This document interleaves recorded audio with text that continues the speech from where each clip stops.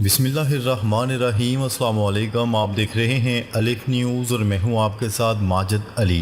شامل کرتے ہیں پاکستان اور دنیا بھر سے آن لائن ہیڈ لائنز۔ بھارتی آبی جارحیت بغیر بتائے دریائے جہلم میں پانی چھوڑ دیا ہے، ایمرجنسی نافذ۔ بھارت نے پاکستان کو بتائے بغیر دریائے جہلم میں پانی چھوڑ دیا۔ ڈپٹی کمشنر جہلم ویلی نے الرٹ جاری کر دیا۔ بھارت کی جانب سے پانی چھوڑے جانے سے دریائے جہلم میں سیلابی صورتحال پیدا ہو گئی اور دریائے جہلم میں پانی کی سطح معمول سے 7 تا 8 فٹ بڑھ گئی۔ ڈپٹی کمشنر جہلم ویلی نے الرٹ جاری کر دیا اور لوگوں کو دریا سے دور رہنے کی ہدایات جاری کر دیں۔ ضلعی انتظامیہ مظفر آباد کے مطابق بھارت کی جانب سے دریائے جہلم میں معمول سے زیادہ پانی چھوڑ دیا گیا اور پانی زیادہ چھوڑنے سے دریائے جہلم میں درمیانے درجے کا سیلاب آ گیا۔ ہم نے پاکستان کے لیے بہت قربانیاں دیں، اس کا دفاع کرنا جانتے ہیں۔ Army chief general Asim Munir نے کہا ہے کہ ہم نے پاکستان کے لیے بہت سی قربانیاں دی ہیں، ہم اپنے وطن کا دفاع کرنا جانتے ہیں۔ آرمی چیف کا کہنا تھا کہ بھارت مین اسٹریم اور سوشل میڈیا اپنے روایتی جھوٹے پروپیگنڈے سے تاریخ کو مسخ نہیں کر سکتا۔ ایران کی شاہد رجائی بندرگاہ پر دھماکہ، 4 افراد ہلاک، 500 سے زائد زخمی۔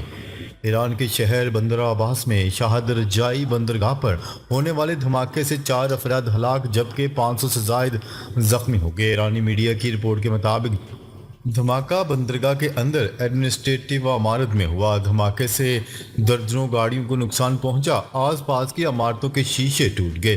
ایرانی حکام کا کہنا ہے کہ امدادی کارروائیوں کے دوران زخمیوں کو طبی امداد کے لیے ہسپتال منتقل کیا گیا ہے۔ حادثے کے ہر پہلو سے مزید تحقیقات کی جا رہی ہیں۔ اسرائیلی فوج نے یمن سے داغا جانے والا میزائل مار گرایا۔ اسرائیلی فوج کے اعلان کے مطابق یمن سے اسرائیل پر ایک میزائل داغا گیا جس پر فضائی دفاعی نظام اس میزائل کو روکنے کے لیے متحرک ہو گیا۔ ہفتے کے روز جاری بیان میں کہا گیا کہ میزائل داغے جانے کے بعد اسرائیل کے متعدد علاقوں میں خطرے کے سائرن بجائے گئے۔ ادھر امریکہ کی یمن پر بمباری کا سلسلہ بھی جاری ہے۔ فوج غزہ میں لڑائی کی بھاری قیمت چکا رہی ہے۔ اسرائیلی وزیر دفاع غزہ کی پٹی پر اسرائیل کی جنگ دوبارہ شروع ہونے کے 1 ماہ سے زائد عرصے کے بعد اسرائیلی وزیر دفاع نے زور دے کر کہا کہ اسرائیلی فوج حماس کے خلاف اپنی فوجی کامیابیوں کی بھاری قیمت ادا کر رہی ہے۔ انہوں نے ایکس ویب سائٹ پر ایک ٹویٹ میں مزید کہا کہ ہزاروں اسرائیلی فوجی اور ریزرو غزہ میں یرغمالیوں کی رہائی اور حماس کو تباہ کرنے کے لیے بہادری سے لڑ رہے ہیں۔ انہوں نے زور دیا کہ کامیابیاں بہت اچھی ہیں لیکن خطرات بہت زیادہ ہیں اور قیمت بھی بہت زیادہ ادا کر رہے ہیں۔ پہلگام فالس فلیگ آپریشن کے بعد بھارت کے اندر سے مودی حکومت کے خلاف آوازیں مزید بلند ہو گئیں۔ پہلگام فالس فلیگ آپریشن کے بعد بھارت کے اندر سے مودی حکومت کے خلاف آوازیں مزید بلند ہونا شروع ہو گئیں۔ رپورٹ کے مطابق عام آدمی پارٹی کے رہنما نے پہلگام واقعے سے متعلق بھارتی حکومت کے فیصلے پر شدید تنقید کرتے ہوئے کہا کہ اس تمام صورتحال کا نقصان صرف بھارت کو ہی ہو رہا ہے۔ انہوں نے سوال اٹھایا کہ لائن آف کنٹرول کے علاقے سے 200 کلومیٹر اندر سخت سیکیورٹی کے باوجود یہ مسلح افراد کیسے داخل ہوئے، کارروائی کی اور پھر کیسے غائب ہو گئے۔ ان کا مزید کہنا تھا کہ بی جے پی حکومت کو بھارتی عوام کے ساتھ یہ مذاق اب بند کرنا ہوگا۔ انہوں نے پلوامہ واقعے کے محرکات پر بھی شدید تحفظات کا اظہار کیا اور کئی سوالات اٹھائے۔ اسرائیلی فوج کے جبری انخلاء نے فلسطینی کو غزہ کے 1/3 سے بھی کم حصے تک محدود کر دیا۔ اقوام متحدہ کی امدادی ایجنسی برائے فلسطینی پناہ گزین اونروا نے کہا ہے کہ اسرائیلی فوج کے جبری انخلاء نے فلسطینیوں کو غزہ کے 1/3 سے بھی کم حصے تک محدود کر دیا ہے۔ فلسطین کے محظور علاقے غزہ میں 7 اکتوبر 2023 سے جاری اسرائیلی جارحیت کو اتنا وقت گزر جانے کے باوجود صہیونی فوج کی جانب سے معصوم اور نہتے فلسطینیوں پر جارحیت کا سلسلہ جاری ہے۔ پہلگام واقعہ، سعودی وزیر خارجہ کا پاکستانی ہم منصب سے رابطہ۔ پہلگام واقعے پر سعودی وزیر خارجہ نے اپنے پاکستانی ہم منصب سے رابطہ کیا اور بدلتی ہوئی علاقائی صورتحال پر مشاورت اور رابطے جاری رکھنے پر اتفاق کیا۔ اسحاق ڈار نے سعودی وزیر خارجہ شہزادہ فیصل بن فرحان کو ٹیلی فونک رابطے میں پاکستان کی قومی سلامتی کمیٹی کے فیصلوں سے آگاہ کیا اور بتایا کہ یہ فیصلے بھارت کی جانب سے یک طرفہ طور پر کیے گئے اقدامات کے نتیجے میں ہیں۔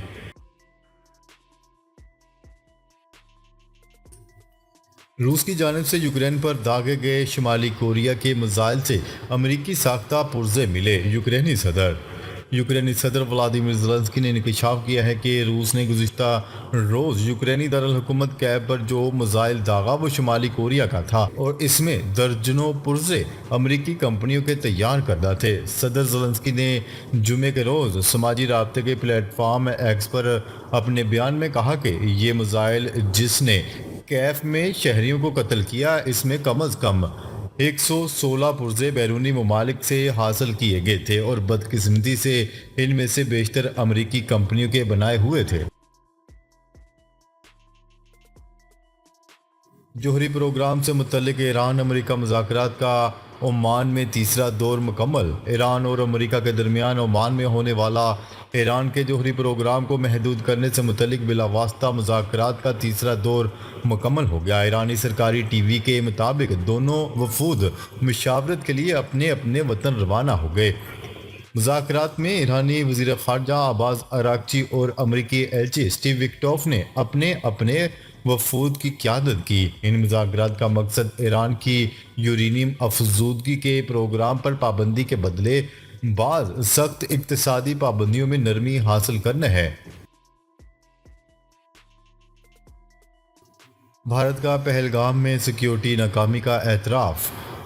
بھارت نے پہلگام میں سیاحوں کی حفاظت میں ناکامی کا اعتراف کر لیا۔ آل انڈیا کانگریس کمیٹی کے صدر نے کہا کہ حکومت نے پہلگام میں سیاحوں کی حفاظت میں ناکامی کا اعتراف کیا ہے لیکن اپوزیشن تعاون جاری رکھے گی۔ انہوں نے کہا کہ حکومت نے جمعرات کو آل پارٹیز میٹنگ کے دوران تصدیق کی کہ حملے کی وجہ سیکیورٹی ناکامی ہے۔ امریکہ چین میں کشیدگی 2026 سے بھارت آئی فون بنائے گا۔ امریکہ اور چین کی تجارتی جنگ میں بھارت فائدہ اٹھانے کے لیے تیار۔ آئندہ سال سے بھارت ایپل کی مصنوعات مینوفیکچر کرے گا۔ معروف ٹیکنالوجی کمپنی جس کی زیادہ تر فونز پہلے چین میں تیار ہوتے تھے، اب چین اور امریکہ کے درمیان تجارتی کشیدگی کے بعد اس نے اعلان کیا ہے کہ 2026 کے اختتام تک امریکہ میں فروخت ہونے والے تمام آئی فون کی مینوفیکچرنگ کو بھارت منتقل کیا جائے گا۔ اس اقدام کا مقصد چین پر انحصار کم کرنا ہے۔ یہ فیصلہ امریکہ اور چین کے درمیان حالیہ ٹیرف کشیدگی اور چین سے درآمدات پر عائد بھاری محصولات کے پیش نظر کیا گیا ہے۔ پاکستان سے جنگ نہ کرنا، بھارتی جج نے مودی حکومت کو خبردار کر دیا۔ بھارتی سپریم کورٹ کے سابق جج مرکنڈے کاٹجو نے کہا ہے کہ پاکستان سے 10 دن جنگ میں ہی بھارتی معیشت کا کچومر نکل جائے گا۔ غیر ملکی ذرائع ابلاغ کی رپورٹ کے مطابق سپریم کورٹ کے سابق بھارتی جج کا کہنا تھا کہ اگر بھارت پاکستان سے جنگ کرتا ہے تو معیشت بری طرح متاثر ہوگی۔ سابق بھارتی جج کا کہنا تھا کہ بھارتی جرنیل اتنی شیخیاں مار رہے ہیں، آپ کی اتنی حیثیت نہیں، بھارت جنگ کا متحمل نہیں ہو سکتا۔ انہوں نے خبردار کرتے ہوئے کہا کہ بھارت پہلے ہی بہت غریب ملک ہے۔ بھارتی جرنیل پاکستان کے ساتھ جنگ کے لیے بھارتی ٹیلی ویژن چینل پر بکواس کر رہے ہیں۔ انہیں یہ بات سمجھنا ہوگی کہ دونوں ممالک ایٹمی طاقتیں ہیں۔ پاک بھارت کشیدگی، پیٹرولیم مصنوعات کی وافر مقدار ذخیرہ کرنے کے احکامات جاری۔ پاک بھارت کشیدگی کے پیش نظر پیٹرولیم مصنوعات کی وافر مقدار ذخیرہ کرنے کے احکامات جاری کر دیے گئے۔ میڈیا رپورٹ کے مطابق آئل مارکیٹنگ کمپنی ذرائع کا کہنا ہے کہ پاکستان اور بھارت کے درمیان بڑھتی ہوئی کشیدگی کے باعث پیٹرولیم مصنوعات کی وافر مقدار ذخیرہ کرنے کے احکامات جاری کیے گئے ہیں۔ ان احکامات کے تحت آئل مارکیٹنگ کمپنیوں اور آئل ریفائنریز کو ڈیزل اور جیٹ فیول کی زیادہ سے زیادہ دستیابی یقینی بنانے کی ہدایت کی گئی ہے۔ اسحاق ڈار کے آذربائیجان، مصر اور ترکیہ کے ہم منصبوں سے ٹیلی فونک رابطے۔ ترجمان دفتر خارجہ کے مطابق وزیر خارجہ اسحاق ڈار نے آذربائیجان، مصر اور ترکیہ کے ہم منصب سے ٹیلی فونک رابطہ کیا۔ ترجمان نے بتایا کہ نائب وزیر اعظم وزیر خارجہ اسحاق ڈار نے آذربائیجان کے ہم منصب سے ٹیلی فونک رابطہ کیا اور بھارت کے غیر قانونی زیر قبضہ جموں کشمیر کی حالیہ صورتحال سے آگاہ کیا۔ اسی طرح اسحاق ڈار نے ترکی کے وزیر خارجہ سے بھی ٹیلی فونک گفتگو کے دوران ترک وزیر خارجہ کو قومی سلامتی کمیٹی کے فیصلوں سے آگاہ کیا۔ اسحاق ڈار نے ترکیہ کے تعاون کا شکریہ بھی ادا کیا۔ امریکی صدر ڈونلڈ ٹرمپ کی یوکرینی صدر زلنسکی سے ملاقات۔ وائٹ ہاؤس کے مطابق دونوں رہنماؤں کے درمیان 15 منٹ جاری رہنے والی ملاقات نتیجہ خیز رہی۔ خبرساں ادارے کی رپورٹ کے مطابق زلنسکی نے بھی بات چیت کو تعمیری قرار دیا اور کہا کہ امریکی صدر ڈونلڈ ٹرمپ سے ویٹیکن میں اچھی ملاقات رہی۔ زلنسکی کا کہنا تھا کہ ویٹیکن میں ہماری ملاقات علامتی تھی جو تاریخی ثابت ہو سکتی ہے۔ ٹرمپ انتظامیہ غیر ملکی طلبہ کی قانونی حیثیت کے خاتمے کے فیصلے سے پیچھے ہٹ گئی۔ ڈونلڈ ٹرمپ انتظامیہ امریکہ میں موجود غیر ملکی طلبہ کی قانونی حیثیت کے خاتمے کے فیصلے سے پیچھے ہٹ گئی۔ عدالت میں جمع کروائی گئی دستاویز کے مطابق ڈونلڈ ٹرمپ انتظامیہ نے امریکہ میں موجود ان ہزاروں غیر ملکی طلبہ کے اسٹوڈنٹ ویزوں کی رجسٹریشن بحال کرنے کا فیصلہ کیا ہے جن کی قانونی حیثیت حال ہی میں اچانک ختم کر دی گئی تھی۔ پاکستان کے ساتھ کرکٹ تعلقات ختم کر دینے چاہیے سورو گنگولی۔ بھارتی کرکٹ ٹیم کے سابق کپتان سورو گنگولی نے کہا ہے کہ پاکستان کے ساتھ کرکٹ تعلقات ختم کر دینے چاہیے۔ انہوں نے اپنے متنازعہ بیان میں کہا کہ بھارت کو پاکستان کے ساتھ تمام تر کرکٹ ختم کر دینی چاہیے۔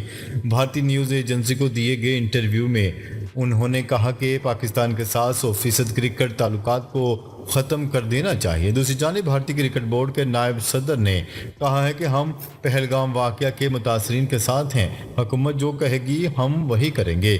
ناظرین اب تک کے لیے اتنا ہی، مزید خبریں لے کر بہت جلد آپ کی خدمت میں حاضر ہوں گے، تب تک کے لیے اپنا خیال رکھیے گا۔ اللہ نگہبان۔